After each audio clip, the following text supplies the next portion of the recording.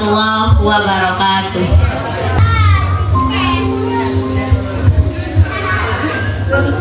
Ketika bumi dan langit berduka,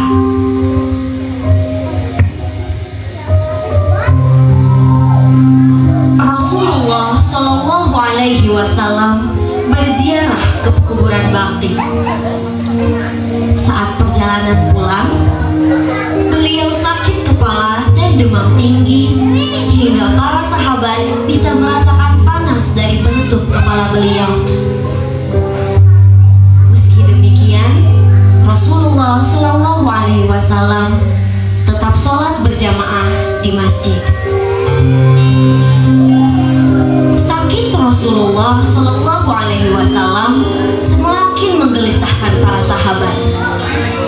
Dalam hati mereka timbul perasaan tidak rela apabila ditinggalkan manusia yang paling mereka cintai melebihi cinta mereka pada diri mereka sendiri.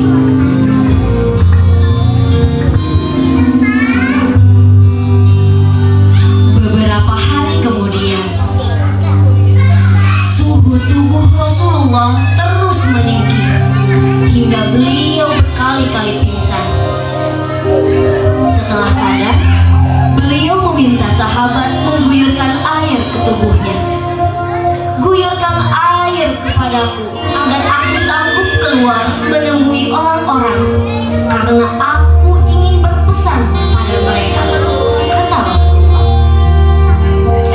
Ketika itu, Rasulullah merasa sakitnya sedikit berkurang. Beliau masuk ke masjid dengan selendang dan selimut di kedua bahunya. Kepala beliau diikat dengan sehelai kain. Lalu beliau duduk di atas mimbar dan mulai berbicara.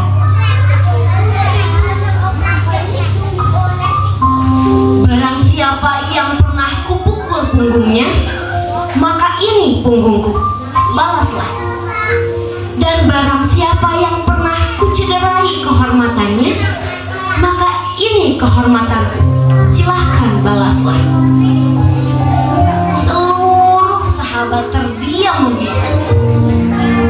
Lelaki agung itu di tengah sakitnya yang begitu payah masih sempat mempersilahkan sahabatnya untuk membalas perbuatan yang mungkin saja pernah ia lakukan.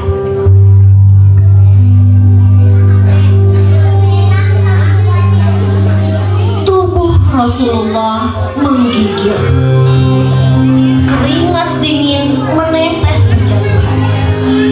Beliau memanggil para sahabat dan kembali berpesan untuk mengeluarkan orang-orang Yahudi, orang-orang Nasrani, dan orang-orang musyrik dari Jazirah Arab.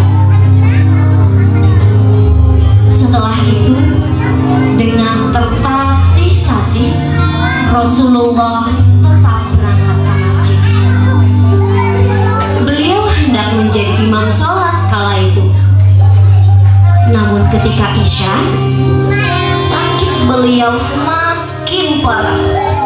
Berkali-kali beliau berusaha bangkit, berkali-kali juga beliau pingsan. Beliau kemudian meminta Abu Bakar menjadi imam sholat pada saat itu.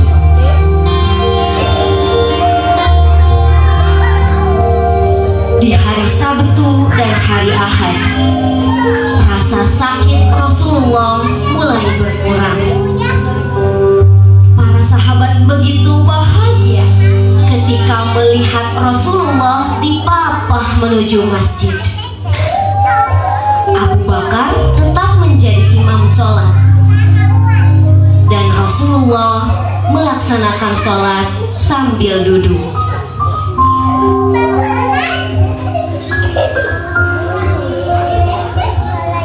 Di keesokan harinya, suara adzan Bilal memecah keheningan subuh. Rasulullah Shallallahu Alaihi Wasallam menyingkapkan tirai. Beliau memandang dan tersenyum kepada para sahabat. sahabat melihatnya. Mereka mengira Rasulullah Shallallahu Alaihi Wasallam mulai sehat. Akan tetapi ternyata itu adalah pandangan dan senyuman perpisahan, karena tak ada lagi sholat Rasulullah setelah itu. Memasuki waktu duha, Rasulullah memanggil putrinya Fatimah. Beliau membisikkan sesuatu kepadanya, lalu Fatimah menangis. Kemudian Rasulullah membisikkannya lagi, lalu Fatimah pun tersenyum. Fatimah ditanya mengapa dia menangis dan mengapa dia tersenyum. Fatimah menjawab, Rasulullah membisikiku bahwa beliau akan wafat, maka aku pun menangis. Kemudian beliau membisikiku lagi bahwa aku adalah orang pertama dari keluarganya yang akan menyusul, hingga aku pun tersenyum. Sakit Rasulullah semakin berat. Terasa pula pengaruh makanan beracun dari wanita Yahudi saat perang Khaybar. Beliau terus saja berpesan dengan terbata-bata kepada para sahabat, sholat, sholat, sholat, dan hamba sahayamu. Siti Aisyah, istri Rasulullah, menyandarkan tubuh Rasulullah kepadanya. Kemudian Rasulullah bersiwak dibantu oleh Siti Aisyah. Selepas bersiwak, beliau mengusapkan air ke wajahnya sambil berkata, La ilaha illallah. Sesungguhnya setiap kematian ada sekaratnya. Rasulullah lalu mengangkat tangannya. Beliau menatap langit-langit dan berkata, Ampunilah aku dan berbelas kasihlah kepadaku. Pertemukanlah aku dengan kekasih yang maha tinggi. Rasulullah mengulangi kalimat itu hingga 3 kali. Kemudian beliau wafat. Saat itu hari Senin 12 Rabiul Awal tahun 11 Hijriah. Di hari dan tanggal yang sama beliau dilahirkan 63 tahun yang lalu. Inna lillahi wa inna ilaihi raji'un. Hari itu bumi dan langit berduka. Semua bersedih, semua menangis. Umar bin Khattab begitu terpukul. Dia berteriak dengan lantang, barang siapa yang mengatakan Rasulullah telah wafat, maka akan aku bunuh. Tidak ada yang berani melawan Umar kala itu. Hingga Abu Bakar berkata, barang siapa yang beriman kepada Muhammad, maka Muhammad telah wafat. Akan tetapi barang siapa yang beriman kepada Allah, maka Allah maha hidup dan tidak akan pernah mati. Umar pun tertunduk dengan lemas. Air matanya tak berhenti mengalir. Dia sadar bahwa manusia teristimewa yang pernah ada telah tiada.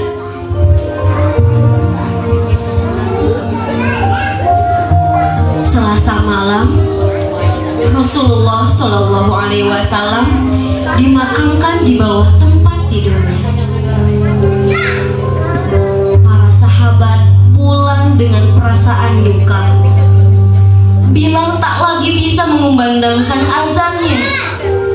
Suaranya selalu berhenti pada kalimat Asyhadu anna Muhammadar Rasulullah.